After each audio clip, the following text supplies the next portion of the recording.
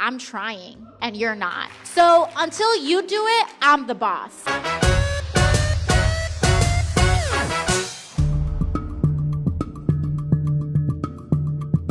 It seems that TransDigm sold a part called a non-vehicular clutch disc. You have to excuse how small the image is here, but it's up there on that screen. But it would, if I blew it up much larger, it wouldn't even be to scale, because this disc is only about 3 inches anyway.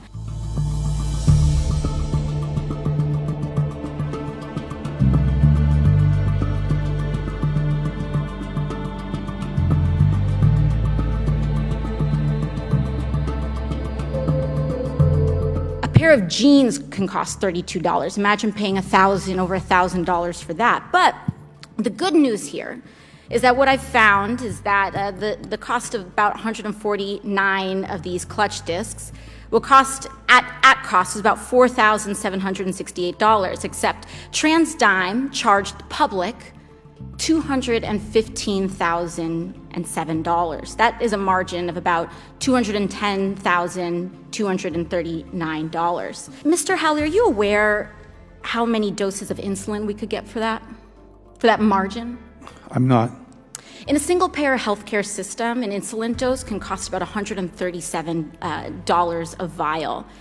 I could have gotten over 1,500 people insulin for the cost of the margin of your price gouging for these vehicular discs alone. The incidence of diabetes, according to the CDC, is about 7 people in 1,000, which means I could have covered the insulin costs of a community of 21,400 people for the cost of your price gouging of the public on a non-vehicular clutch disc alone. I could have sent 21 kids to college. I could have sent 18 toddlers to free preschool for a year in the most expensive city in America.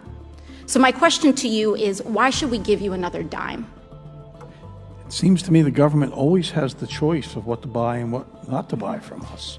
We believe that we provide the government with well-designed, well-manufactured, high-quality product. We deliver it in a timely fashion, and we support it when there's a problem. How much competition do you have? How many competitors do you have in this market? We have I don't know this individual part, just because we make 200,000 parts, but I would say there's almost no product we make where there aren't other alternatives to buy the part.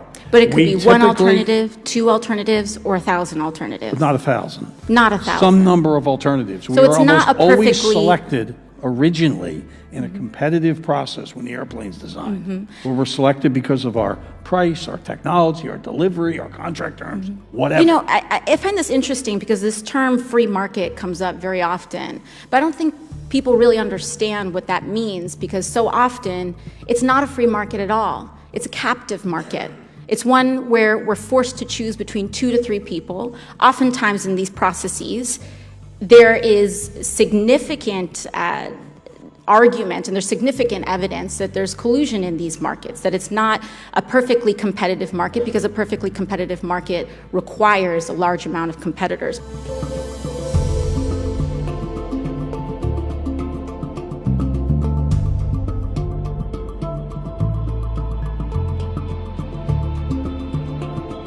Today is my lucky day, because for ages, we're consistently told that single-payer healthcare is too expensive. We're told constantly, how are you going to pay for it? How are you going to pay for covering the insulin costs of everyday Americans? And I seem to have found part of my answer here today.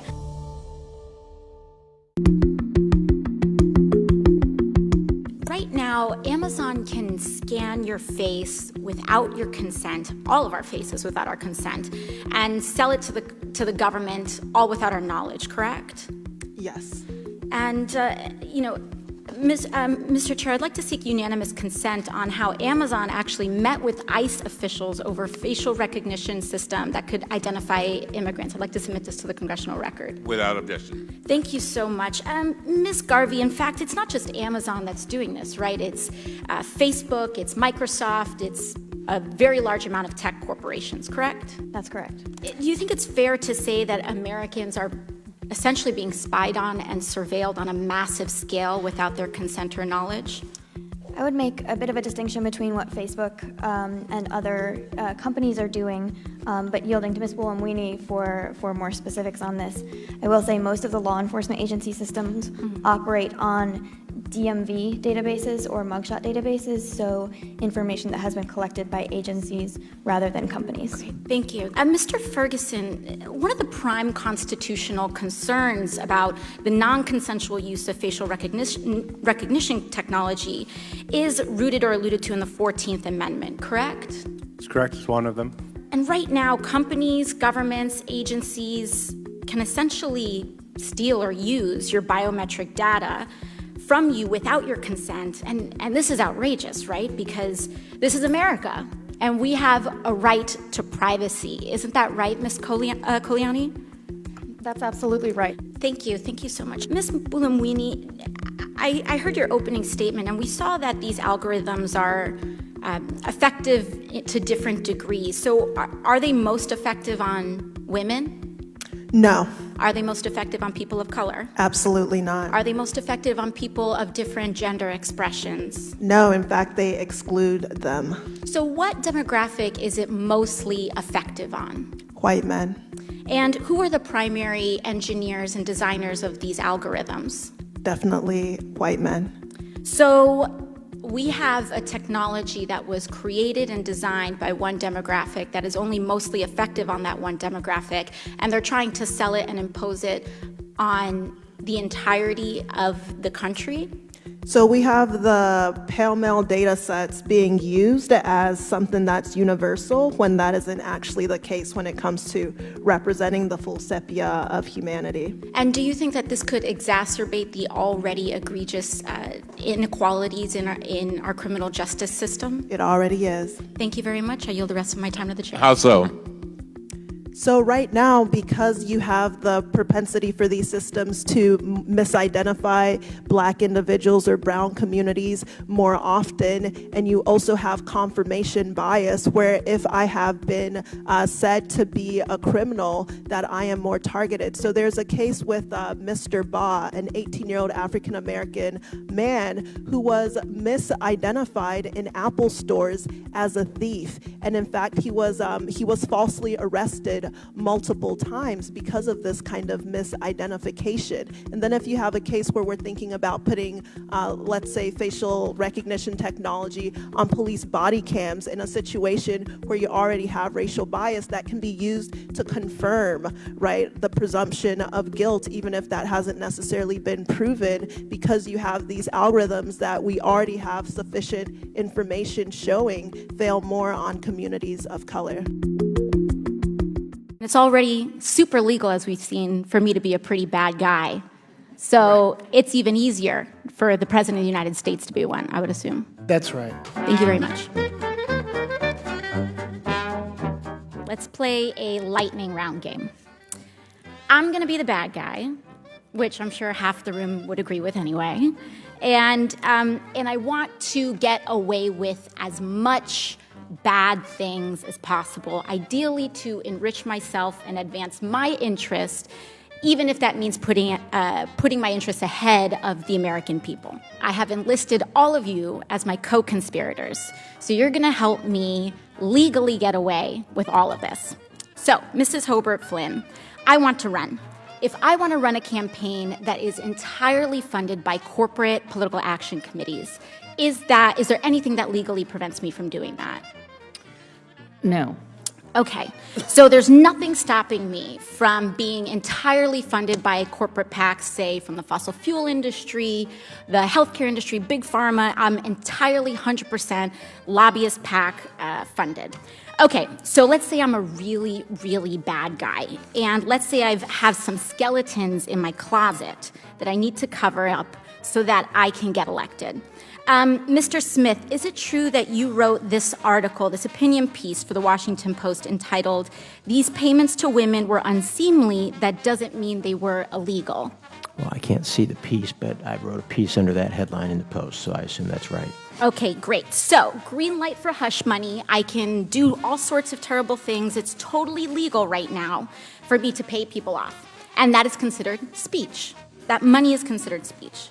So I use my special interest dark money funded campaign to pay off folks that I need to pay off and get elected.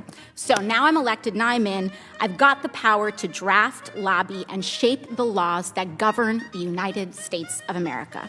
Fabulous. Now, is there any hard limit that I have? Perhaps, Mrs. Hobart Flynn, is there any hard limit that I have in terms of what legislation I'm allowed to touch? Are there any limits on the laws that I can write or influence, especially if I'm based on the special interest funds that I accepted to finance my campaign and get me elected in the first place? There's no limit. So there's none. So I can be totally funded by oil and gas. I can be totally funded by Big Pharma, come in, write Big Pharma laws, and there's no limits to that whatsoever. That's right.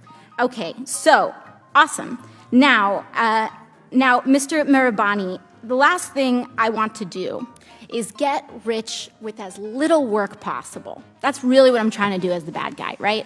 So is there anything preventing me from holding stocks, say, in an oil or gas company, and then writing laws to deregulate that industry and cause, that could potentially cause the stock value to soar and accrue a lot of money in that time? You could do that. So I could do that. I could do that now with the way our current laws are set up. Yes? Yes. Okay, great. Is it possible that any elements of this story apply to our current government and our current public servants right now? Yes. Yes. So we have a system that is fundamentally broken. We have these influences existing in this body, which means that these influences are here in this committee shaping the questions that are being asked of you all right now. Would you say that that's correct, Yes. Mr. Marabani or Mr. Schaub? Yes. All right, so one last thing, Mr. Schaub. In relation to congressional oversight that we have, the limits that are placed on me as a congresswoman, compared to the executive branch and compared to, say, the President of the United States, would you say that Congress has the same sort of standard of accountability? Is there more teeth in that regulation in Congress on the president, or would you say it's about even, or more so on the federal? In terms of laws that apply to the president, yeah, there's just almost no laws at all that apply to the president. So I'm being held, and every person in this body is being held to a higher ethical standard than the President of the United States. That's right, because there are some ethics committee rules that apply to you. And it's already super legal, as we've seen, for me to be a pretty bad guy. So it's even easier for the President of the United States to be one, I would assume. That's right. Thank you very much.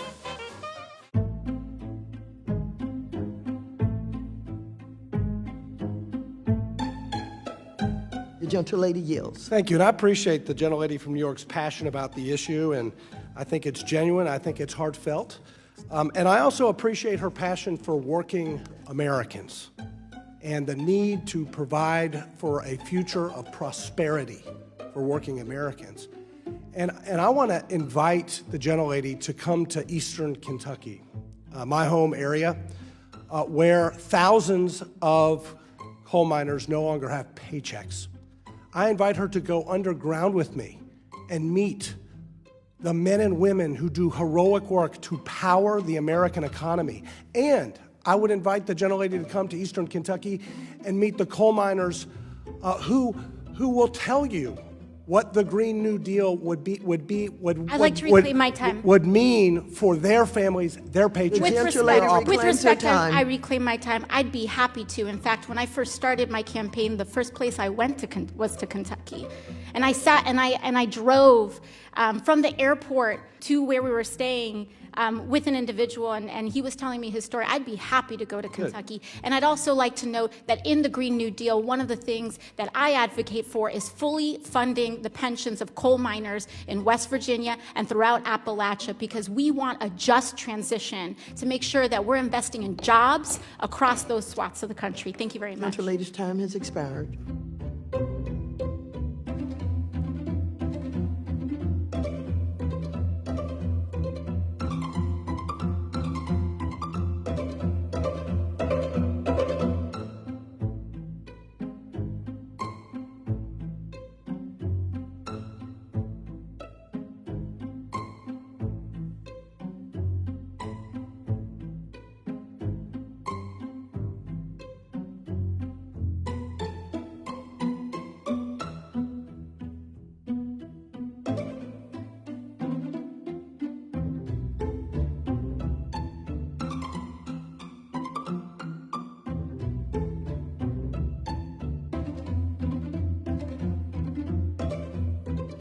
if we tell the American public that we are more willing to invest and bail out big banks than we are willing to invest in our farmers and our urban families, then I don't know what we're here doing.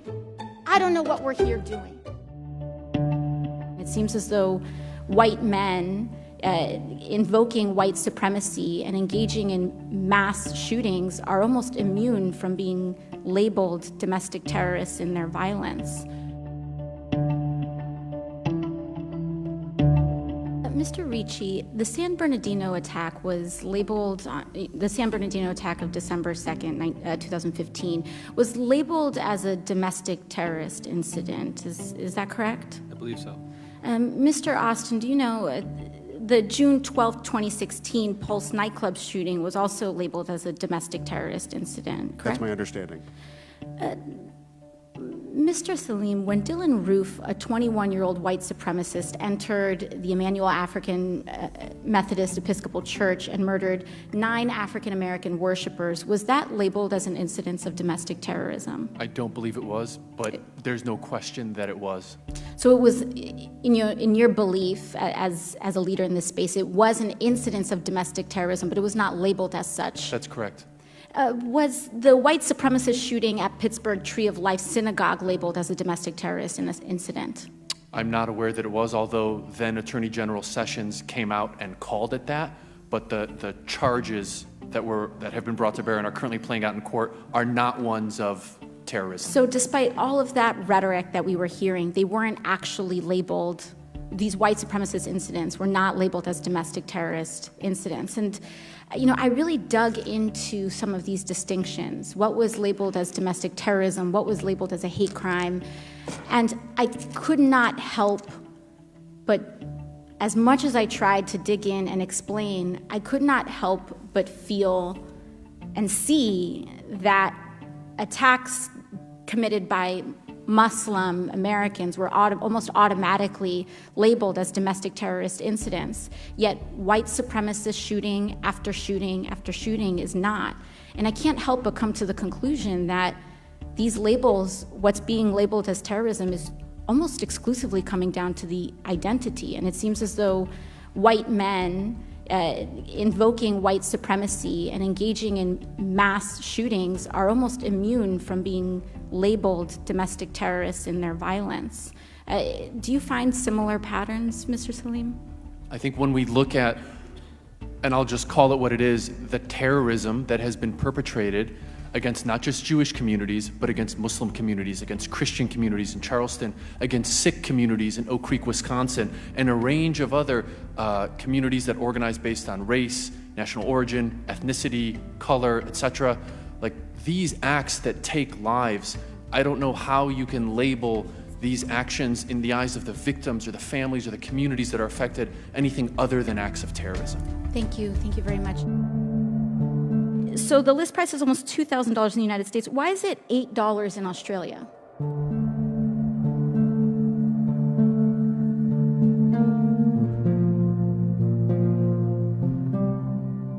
Mr. O'Day, you're the CEO of Gilead. Is it true that Gilead made $3 billion in profits from the sales of Truvada in 2018? $3 billion in revenue. Oh, yes, in revenue, thank you. And very quickly, the current list price is $2,000 a month in the United States, correct? The current list price is $1,780 in the United States, and just to correct, the $3 billion was a global figure. Okay, for Truvada for PrEP. And so the list price is almost $2,000 in the United States. Why is it $8 in Australia? Truvada still has patent protection in the United States, and in the rest of the world it is generic. There's no reason this should be $2,000 a month. People are dying because of it, and there's no enforceable reason for it.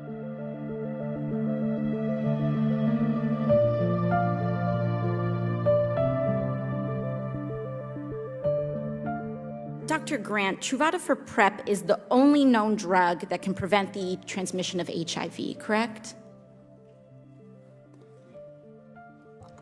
It's the only medication that's been approved by the FDA. Mm-hmm. It's also known that tenofovir alone is prophylactic for HIV. Can prevent. Thank you. And Dr. Grant, it was your NIH-funded research on PrEP that built on the earlier research work patented by CDC researchers. Is that correct?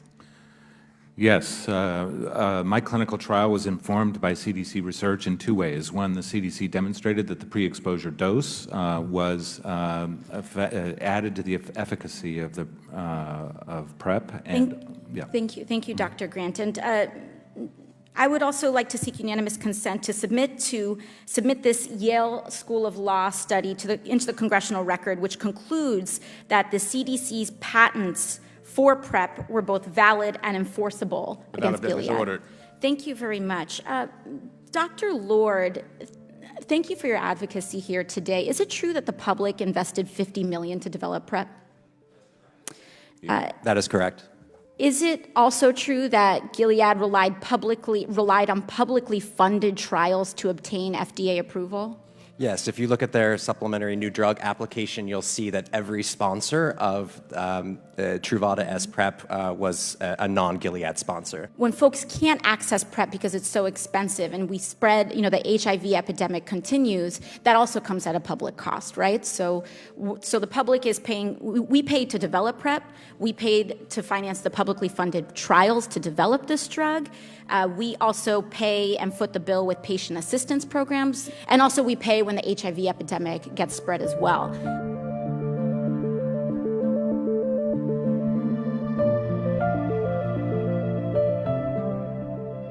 And will be generically available in the United States as of September in 2020, based upon Gilead agreeing to support generic entries 1 year So early. I think it's important that we notice here that we, the public, we, the people, developed this drug, we paid for this drug, we led and developed all of the grounding patents to create PrEP, and then that patent has been privatized despite the fact that the patent is owned by the public. We refuse to enforce it. There's no reason this should be $2,000 a month. People are dying because of it, and there's no enforceable reason for it. We own the core intellectual property for it, and as a result, people are dying for no reason. So the public is acting as early investor, putting tons of money in the development of drugs that then become privatized, and then they receive no return on the investment that they have made. Right.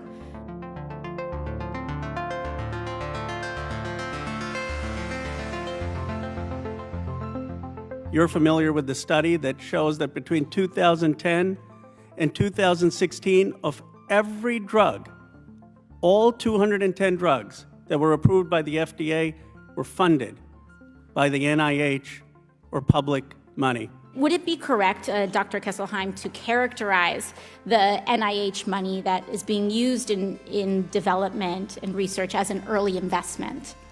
Yes. So the public is acting as an early investor in the production of these drugs. Is the public receiving any sort of direct return on that investment from the highly profitable drugs that are developed from that research? No, in most cases, there isn't. When those products are eventually handed off to a for-profit company, there aren't licensing deals that bring money back into the coffers of the NIH. That usually doesn't happen. So the public is acting as early investor, putting tons of money in the development of drugs that then become privatized, and then they receive no return on the investment that they have made. Right. Dr. Anderson, I have a question. Since you study comparative insurance systems, are there models where the public does receive returns on investments in other insurance models across the world? There are a few, but they're relatively uncommon. Mm-hmm. And how does that tend to work? So essentially, if the places at the UK or someplace like that have invested money in it, they will get some rate of return on those investments. But that, again, it's relatively uncommon. Would it be fair to say that most of the foundational research is being done with public dollars, and that, I mean, this is just sort of common sense. If you know the people who go do their MD, PhDs and want to win Nobel Prizes, they tend to go to universities, not becoming general counsels or vice presidents at pharmaceutical companies. I mean, is that not your experience? Yes, and I think that's happening more and more. It used to be the case that a lot of large pharmaceutical companies had really big research arms, but in recent years, a lot of those companies have divested from those research arms and instead are looking for the research that's coming out of the academic settings. You know, a lot of these scientists go to work every day, and their incentive is to try to cure disease and to make people better and to progress and to, you know, develop the progress of science. And, you know, they're not thinking about whether or not they can become a billionaire or whatever because of that. That's the incentive. I'm running because everyday Americans deserve to be represented by everyday Americans. It's not a coincidence that when you look at Congress and you might see in a picture that it's primarily white and male and older, it's also wealthier. And that has so much to do with our campaign finance system.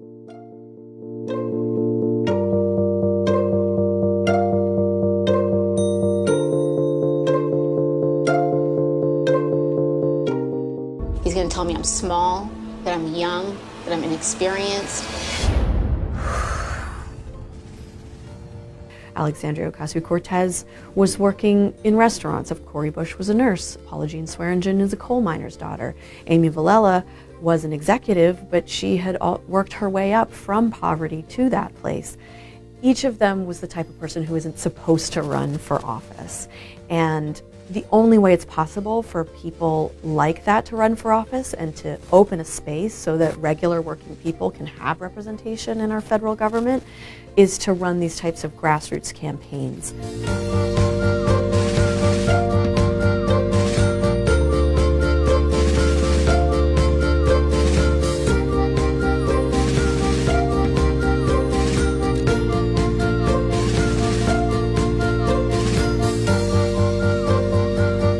If I was a rational person, I would have dropped out of this race a long time ago.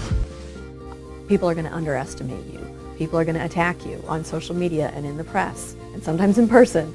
So what you have to do is have a story about yourself and your reasons for running that is good enough and strong enough to inspire legions of people to get behind you, to really motivate groups of volunteers to knock on those doors, to make those phone calls, to have those conversations on doorsteps.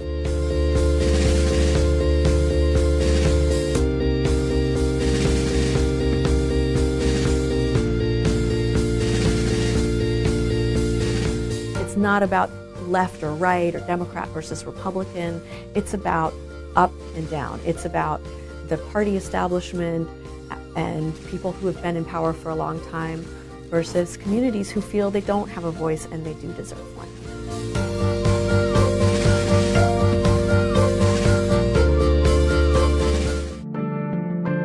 ¿Y sentías segura en esos centros? No.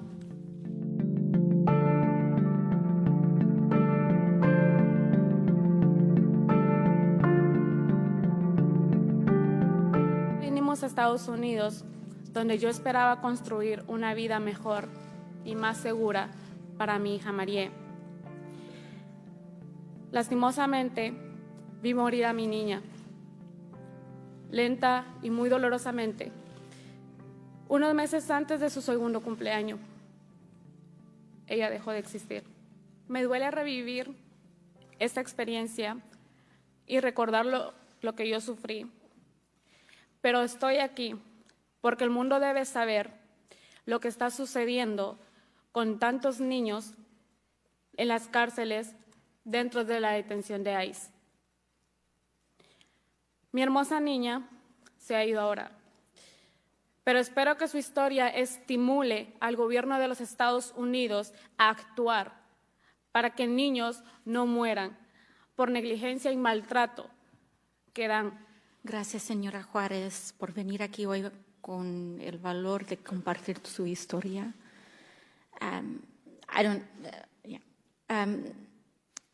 Quiero empezar con una pregunta que es muy importante. Primeramente, la ley de los Estados Unidos requiere que los niños se mantengan en condiciones seguras y sanitarias. Usted y su hija bebé estaban aquí en estas condiciones. En la opinión de usted, ¿estas condiciones estaban seguras y sanitarias? ¿Sí o no? No. No estaban seguras ni sanitarias. Pero también quiero preguntarle una cosa más. ¿Ha visto con sus propios ojos una cultura de crueldad adentro de estas facilidades? Cuando yo estuve en detención en las jaulas,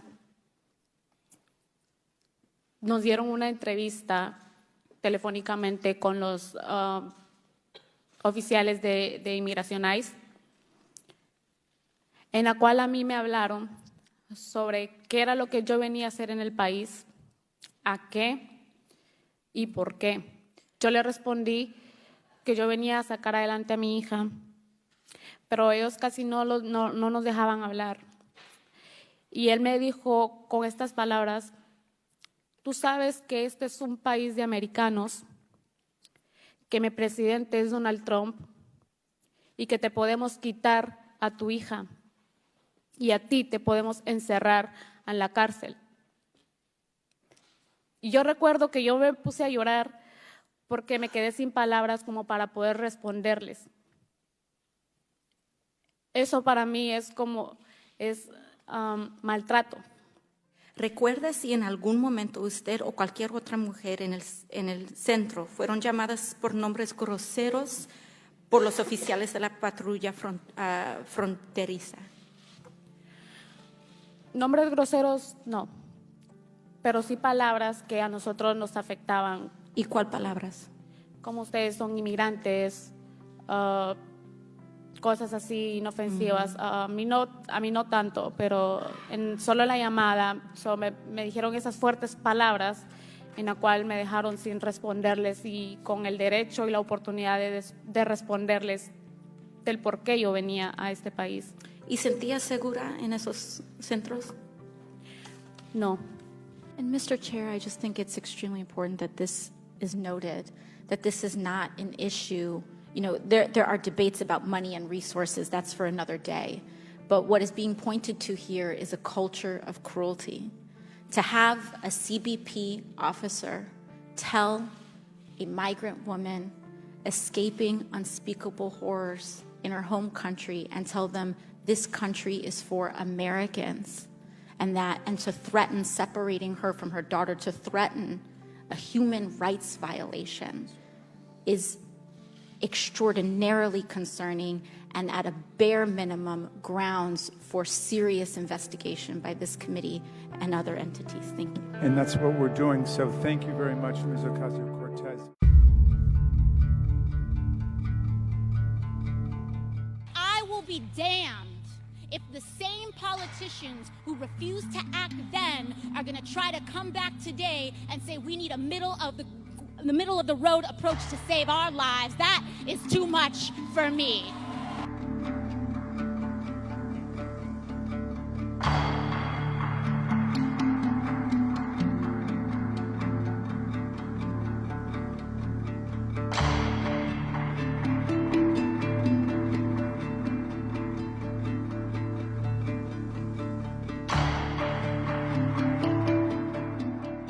So often, you know, when folks, particularly conservatives on both sides of the aisle, say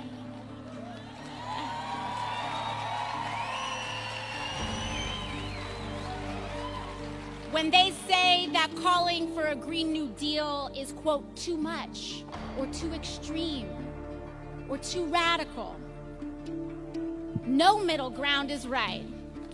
Because I'm always curious, but I'm always curious when they say that, oh, it's too much. What do they actually mean by that? Is 100% clean and renewable energy too much? Is fighting for dignified jobs that pay people enough to live too much? Is proposing a solution on the scale of the climate crisis to solve it too much? No. But let me tell you what's too much for me. Here's what's too much for me. What's too much for me is politicians looking and allowing babies' blood to get poisoned in Flint for corporate profits. That is what is too much for me. What's too much for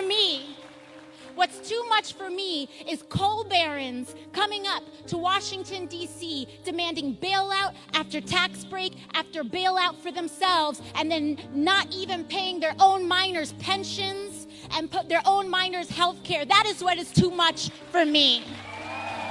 That is too much for me. What is too much for me is the fact that ExxonMobil knew exactly that climate change was real and man-made as far back as 1970, and instead of being part of the solution, they paid millions of dollars to lobby and lie and confuse the American public about it, endangering generations to come. That is too much for me.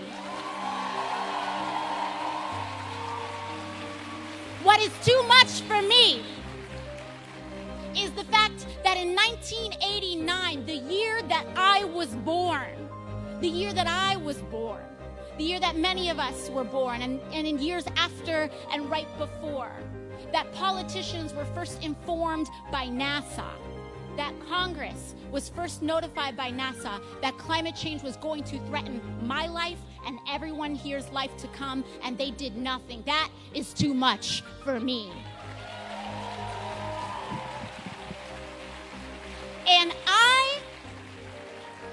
And I will be damned if the same politicians who refused to act then are going to try to come back today and say we need a middle of the road approach to save our lives. That is too much for me.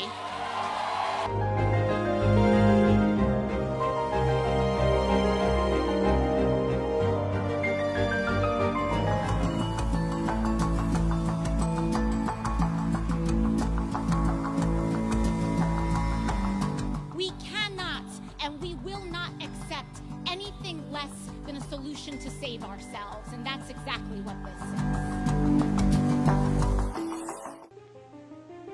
is. Is white supremacy not a global issue?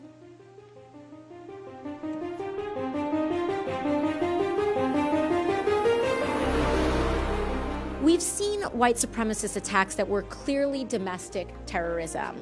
Experts, in fact, the acting AG, Jeff Sessions, even called some of these incidents domestic terrorism incidents. The Emmanuel AME Church shooting of Black Americans in Charleston and the Tree of Life synagogue shooting in Pittsburgh of Jewish people, those were only designated and charged as hate crimes, not domestic terrorist incidents. You're not going to find an actual charge of domestic terrorism out there. If you look at Title 18, right? If you're looking for... Well, it says here that, but at the San Bernardino shooting or the Orlando Pulse nightclub shooting, they were designated and charged as domestic terrorist incidents. They were charged, I'd have to go back and look, they were charged likely with, if there was a connection to a foreign terrorist organization, it would likely fall under 18 U.S.C. 23 A or B. So because the perpetrator was Muslim, doesn't it seem that because the perpetrator is Muslim, that's not correct. That has nothing that to do, the designation would say it's a foreign organization? It's not correct. That is not correct. Okay. Can you explain why? So, homegrown violent extremists, most of the people we arrest in the United States, homegrown violent extremists, self-radicalized, born in the U.S., doesn't matter what religion. But the Orlando Pulse Club shooter meets those qualifications, and you're implying... He was worked as an international terrorist because he was following under the definition... But he was homegrown and self-radicalized. Extremist cases, how we work homegrown violent extremist cases, under the global jihad, we worked under international terrorism. That is correct. Is white supremacy not a global issue? It is a global issue. So why are they not charged with foreign... Because the United States Congress doesn't have a statute for us for domestic terrorism like we do on a foreign terrorist organization like ISIS, Al-Qaeda, Al-Shabaab. Could you see how this could create issues and discrepancies with how violent extremism by Muslim perpetrators could potentially, even if it's unintentional, but that there are holes and there are gaps here, not through your fault or any one specific person's fault. It could be our fault as Congress. But could you see how one could see how the way that we are pursuing and charging white supremacy, particularly if they tend to be charged with hate crimes, and where that same type of violence committed by a Muslim extremist could be charged with domestic terrorism. Hate crimes and domestic terrorism are treated and charged, they're different crimes, and they could be pursued differently with different resource allocations. Can you see how people would say that these are being treated differently? This is a pattern about some people being subject to the rule of law and others not.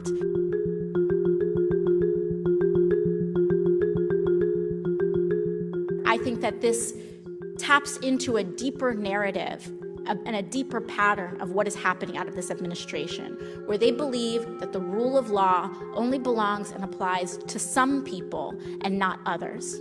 Right here and now, we're about 20 years away from the Central Park 5, where the president put out a full-page ad demanding the death penalty for 5 black and brown boys. They were not yet 18 years old, demanding the death penalty for something they were accused of and innocent of. And here we have just documented evidence of multiple times of violation of the same law, and he won't even issue a slap on the wrist.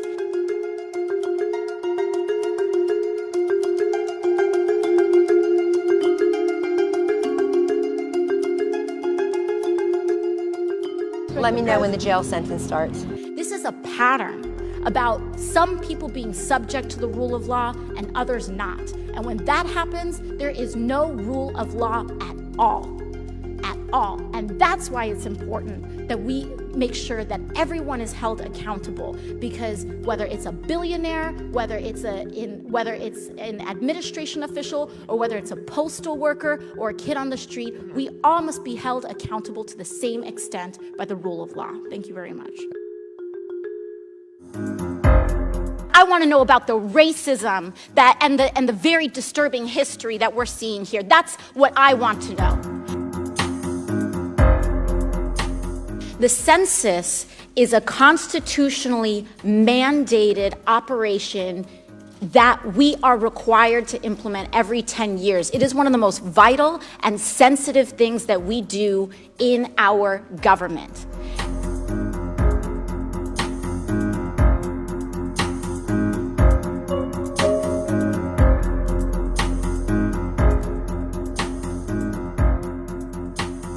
Any change to the census, any addition of a question, usually takes 5 years of a process to make sure that it is vetted, that every word has been tested, to make sure that it is effective, because it is one of the most important things that we do. So it's not that this is not about whether or not I want to know who is a citizen in the United States or not. What I want to know is why this question was added, why 2 years have been shaved off of that 5-year process. I want to know why we have skipped every normal mandated procedure in testing how this question gets added in the census. I want to know why this question was magically added after we have seen that a political operative knew and detailed an intent to intimidate racial and immigrant communities for a partisan purpose, saying this will hurt Democrats and help Republicans. That's what I want to know. I want to know why Secretary Ross continued to meet with people of disturbing political affiliations after his own administration warned him to stop. He came right here and I asked him, did you continue speaking with him after this? He told me no, we had an email, and he did. He did. I want to know why people like Chris Kobach, with a documented history of overseeing effects. He has a resume of voter suppression techniques in the state of Kansas. I want to know why folks like that have their fingerprints all over the most sensitive census operations that we have as a United States government. This determines who is here. This determines who has power in the United States of America. That is what we want to know. I want to know about corruption. That's what I want to know about, the racism and the very disturbing history that we're seeing here. That's what I want to know. And so we gave the opportunity to ask. We asked, why are all of these things happening? Why is all of this connected? Why are there so many people, everyone from Steve Bannon to Chris Kobach, having their fingerprints and their political intent all over the United States Census? Why? And what did we get? Nothing. No response. Stonewalling, we're getting obstruction, we're getting a lack of answers. I don't want to issue a subpoena. Nobody wants to be in a position where you have to issue a subpoena of an administration official, because we are a co-equal branch of government, and it should be expected that when we ask a question, we get a response. But when we don't, we have to do our job. No one wants to be in a position where we have to issue a subpoena. But today, because of the Secretary and because of the Attorney General's refusal to cooperate with a co-equal branch of government, we have no choice. This is about the rule of law, this is about the respect of our institutions, and this is about the power of all of us as a body, as the United States Congress, and the integrity of the government of the United States. Thank you very much. I yield the rest of my time to the chair. In 2019, in an era where we think that when we have insulin for sale and we try to skim off the profits of life-saving medications, it is radical to believe that caring for our veterans should not be for sale in America. And here's the thing, they are trying to fix it. But who are they trying to fix it for, is the question we gotta ask. And this is who they're trying to fix it for. They're trying to fix the VA for pharmaceutical companies. They're trying to fix the VA for insurance corporations. And ultimately, they're trying to fix the VA for a for-profit healthcare industry that does not put people or veterans first. And so we have a responsibility to protect it. Because if it is any community that deserves Cadillac, first-class healthcare in the United States of America, it is our military service members and veterans. Period.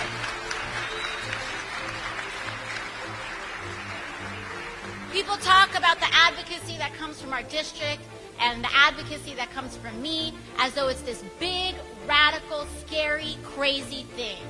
And you know why they say it's so radical and so crazy? You know, it's this big, radical belief at the core of what we advocate for is because we believe that some things should not be for sale in this country.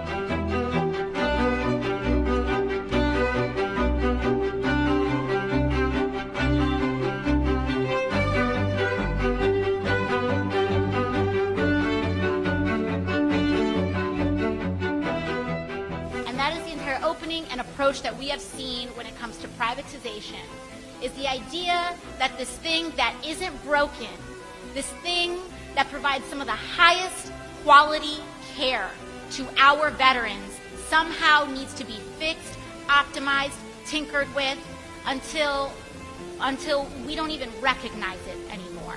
And so when we talk about the VA, we need to talk about protecting the VA. And if we really want to fix the VA so badly, let's start hiring and filling up some of those 49,000 vacancies that haven't been hired.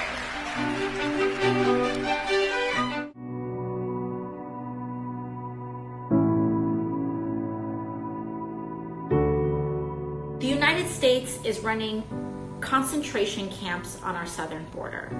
And that is exactly what they are. They are concentration camps. If that doesn't bother you,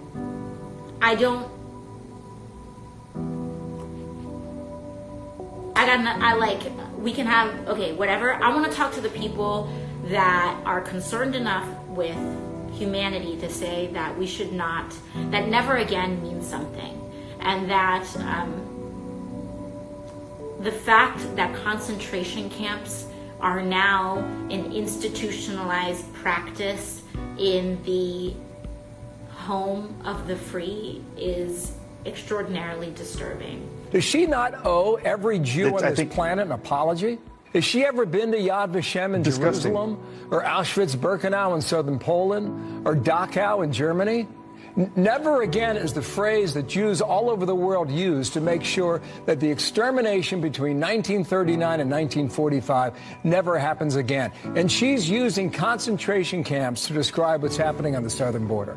How in the world is that acceptable?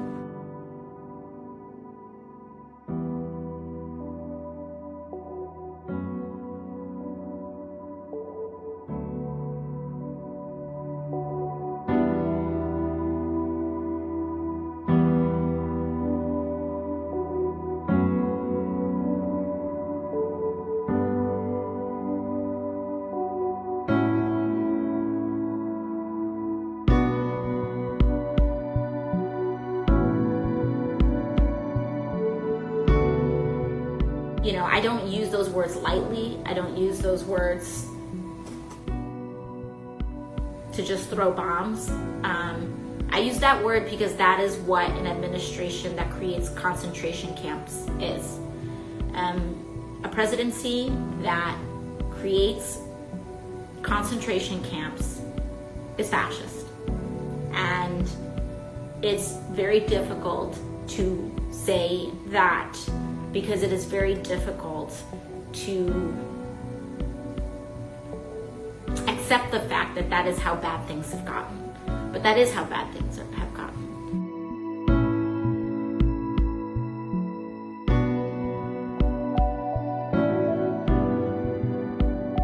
In March alone, CBP apprehended and encountered over 103,000 migrants crossing without legal status, the most in 1 month for over a decade. Simply put, the system is full and we are well beyond our capacity. This means that the new waves of vulnerable populations arriving here and exacerbating the already urgent humanitarian security crisis at the border, we don't have room to hold them, we don't have the authority to remove them fairly and expeditiously, and they are not likely to be allowed to remain in the country at the end of their immigration proceedings.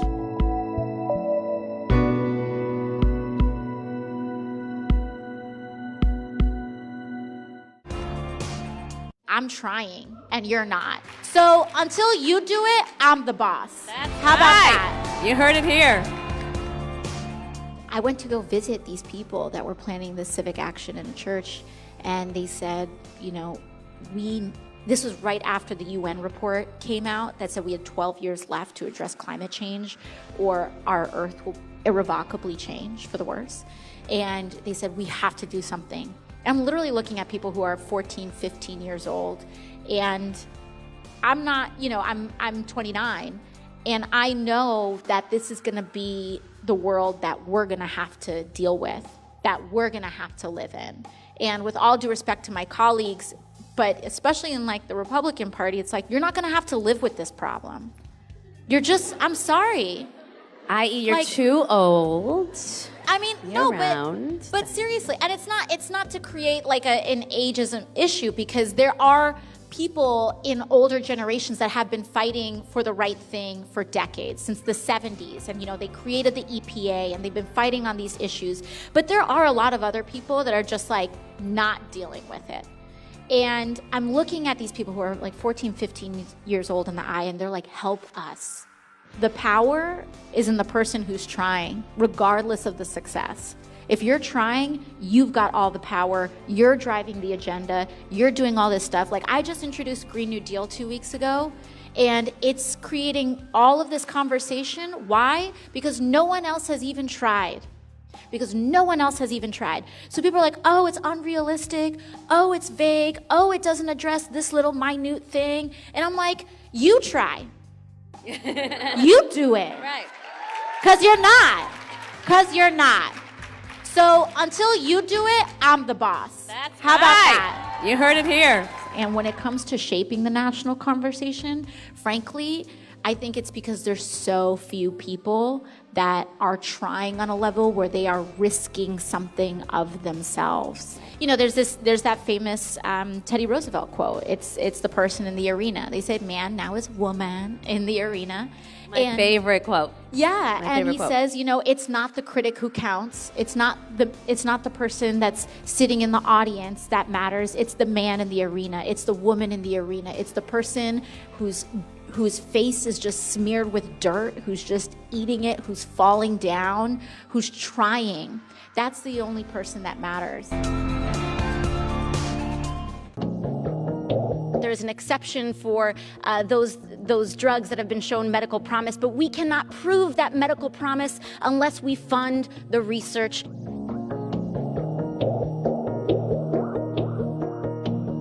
Madam Chair, I rise today to offer this critical bipartisan amendment that will allow United States researchers to study and examine the extraordinary promise shown by several Schedule I drugs that have been shown in treating critical diseases such as MDMA's success in veteran PTSD, psilocybin's promise in treatment-resistant depression, or ibogaine effectiveness in opioid and other drug addiction.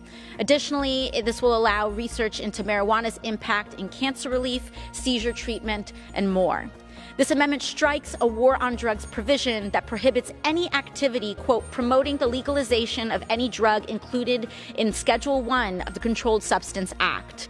The problem with this provision is that it is so vague and broadly interpreted that it prevents scientists from researching, examining, and exploring avenues of treatment that could alleviate an enormous amount of suffering from medical conditions. I don't think this is what the government should be promoting, and I think we should have a lot more research before we tell our kids that this is what they should be doing, and I yield the balance. My colleague across the aisle said, we need to research this more, and I agree, and that is why this amendment is being introduced, Madam Chair. The note was brought up that there is a rider provision saying that there is an exception for those drugs that have been shown medical promise, but we cannot prove that medical promise unless we fund the research to actually have it in the first place. So we have a catch-22, and we have to get rid of it. There are war on drugs provisions in so many federal statutes beyond just the one scheduling of these drugs. I'm a strong believer in evidence-based policy making, and wherever there is evidence of good, we have a moral obligation to pursue and explore the parameters of that good, even if it means challenging our past assumptions or admitting past wrongs. 30% of all military veterans have considered suicide. 30%. So if a substance shows promise in treating PTSD, we have an obligation to study it. One of the leading causes of death in America today is suicide. So if a Schedule I drug shows clinical promise in treating and in treatment-resistant depression, perhaps it is not the drug we should say is morally wrong, but perhaps it is the law, the schedule, the statute. Moreover, I'm proud to say that this is a bipartisan amendment. My colleagues on the other side of the aisle often bemoan the role of government and promote ideas of choice. And here I am happy in that spirit to agree, to say we should get government and political opinion out of scientific research when we have seen and showed promise in a way that can help people and their medical needs. And lastly, I understand that the politics of this bill may make it difficult for some to support right now. But I propose this amendment and urge my colleagues to support it because politics isn't always about winning today, but it is about fighting for what is right in the future and for future generations.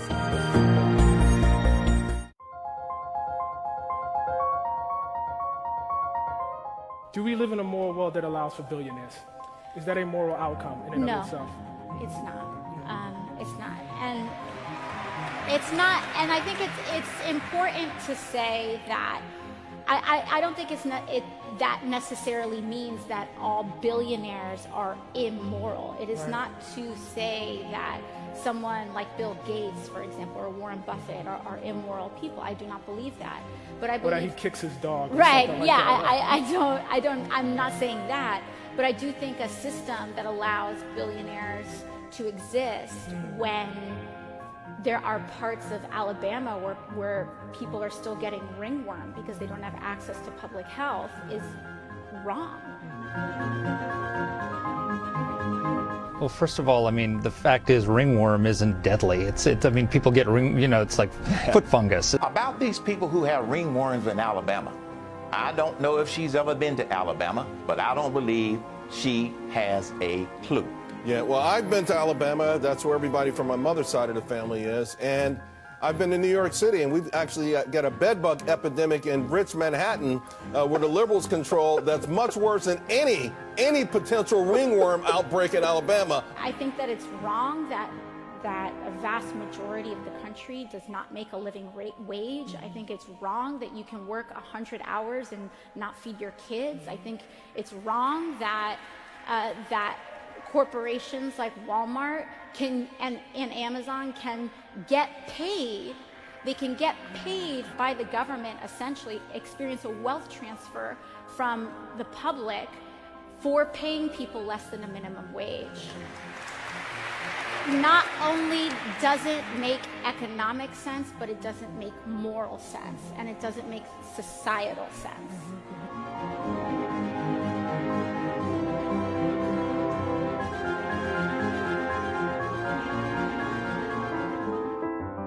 What kind of society do we want to live in? Are we comfortable with a society where someone can have a personal helipad while this city is experiencing the highest rates of people experiencing homelessness since the Great Depression?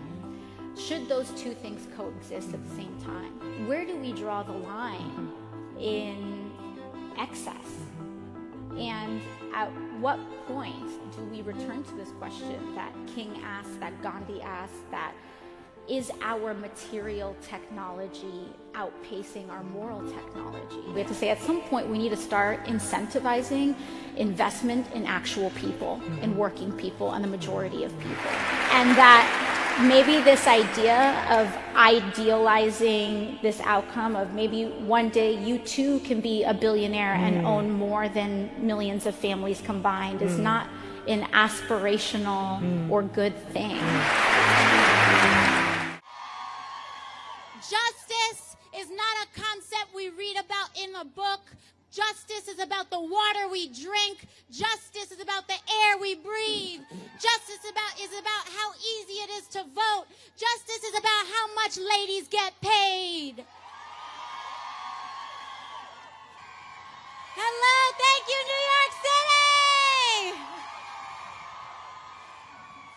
Thank you all! Are you all ready to make a ruckus?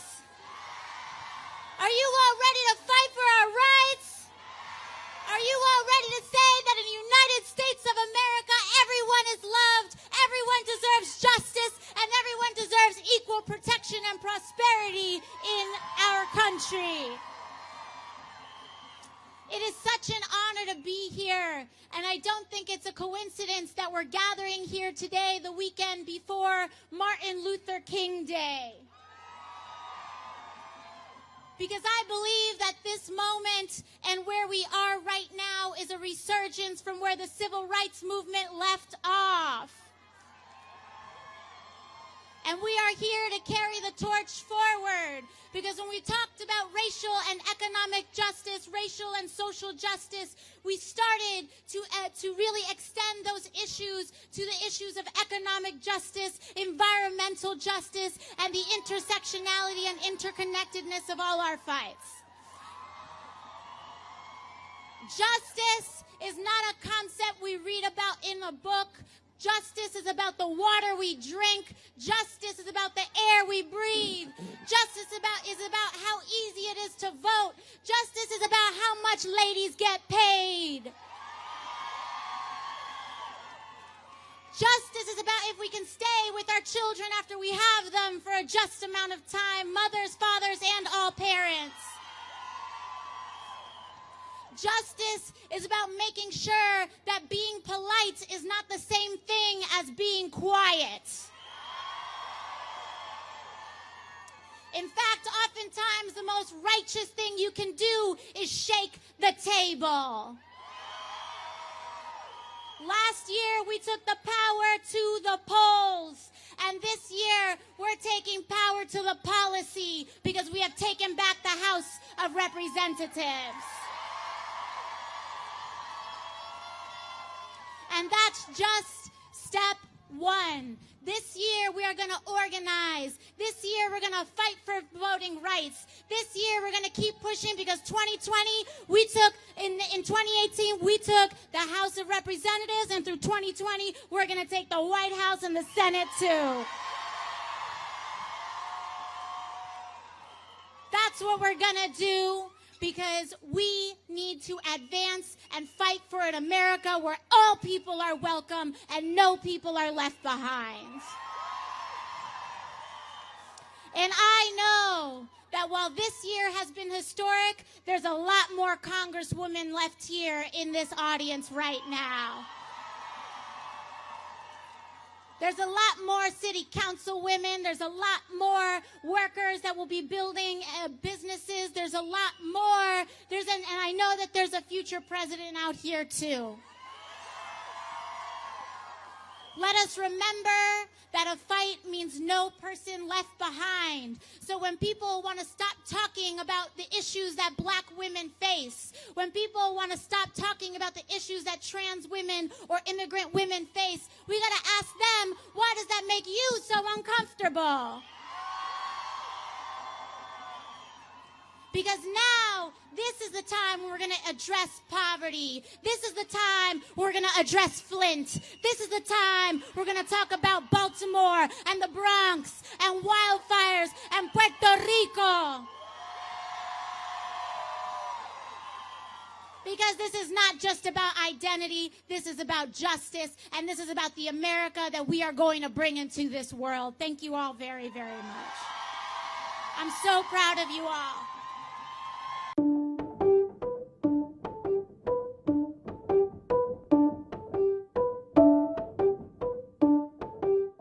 Hello? Hi. Hey, how's it going? Hey, I'm well. How are you all?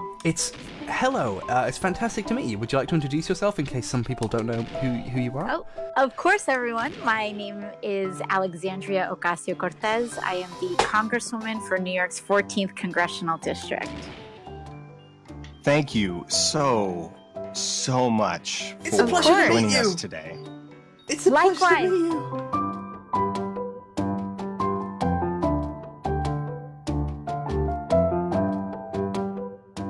It's a no-brainer. Trans rights are civil rights are human rights. Woo! Thank you so much for saying that.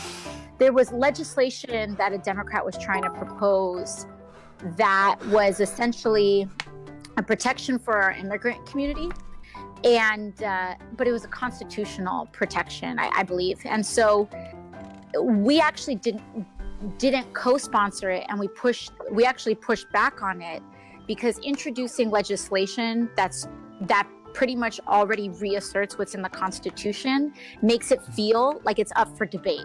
Like as if they Well voted said. if they voted if they voted down the law, it would almost make the constitutional guarantee seem less valid. Yeah. And so we actually pushed back against it, even though that it may seem kind of like a twisted logic or counterintuitive of sorts. Well, once you And- put that stuff up for discussion, that's bad. Yeah. Exactly. And so really what I think we have to reassert is that when we say that equal rights for all, we mean equal rights for all, no asterisks, exceptions, fine print, nothing. And This is so fantastic to hear, and I'm glad we got you on. I'd love to talk more about trans Yeah. rights and the marginal tax rate, but I would also, I need to ask, do you know how to turn on the power in Frantic Factory in Donkey Kong 64? Because I've been here for hours and I don't know how to do it. Do not. I'm Okay. sorry. Donkey Kong 64 is outside of my wheelhouse. Well, that's In okay. terms- Your wheelhouse is really, really good. I never owned an N64, though I do think it's probably the best system out of all of them. I never owned an N64, but I used to go to my cousin's house all the time.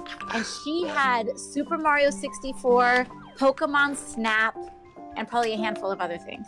Yes! And that's probably all I know how to play.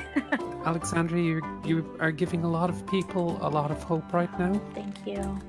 And I really don't have anything to ask, but I just wanted to say that.